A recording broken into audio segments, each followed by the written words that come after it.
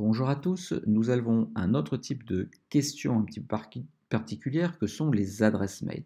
Parfois, il peut être utile de récupérer l'adresse mail de la personne. Néanmoins, les gens oublient parfois de mettre le arrobas quelque chose, donc on pourrait vérifier que la syntaxe d'une adresse mail est à peu près correcte. Pour faire cela, eh bien, nous avons un type de question qui est vraiment dédié à l'adresse mail. Donc on va essayer de faire ça, on va créer une nouvelle question à la suite, toujours dans le caractère identitaire. On va poser la question suivante. Je vais la mettre là et finalement, donc ce sera la question 14, donc elle est très bien à cet endroit-là. Question 14, slash, on va mettre si vous souhaitez recevoir des bons de réduction. Alors bien entendu, il faut toujours argumenter, dès que l'on demande une adresse mail, il faut que la personne ait envie de la donner. Donc si vous souhaitez recevoir des bons de réduction sur nos produits, virgule, merci d'entrer votre adresse mail. Voilà.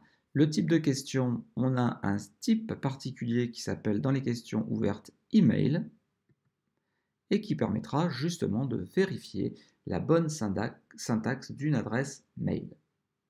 Il ne me reste plus qu'à mettre OK. Et donc si je teste,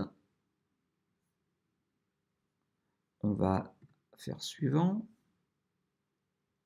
À nouveau, aimez-vous le chocolat? Oui, puisque la question est obligatoire. Le reste, on va le passer. Suivant. On arrive à la question 14, où là, je vais pouvoir taper mon adresse mail correctement.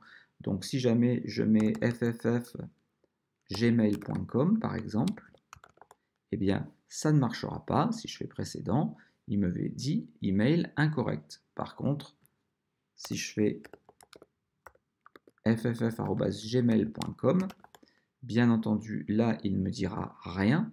Alors, ça ne garantit pas que l'adresse mail est bonne, mais par contre, ça évite les fautes assez courantes où la personne oublie le @gmail.com ou quelque chose. Voilà pour cette vidéo spéciale email. Si vous l'avez aimée, eh bien, n'hésitez pas à la liker, à vous abonner et à commenter comme d'habitude. À très bientôt.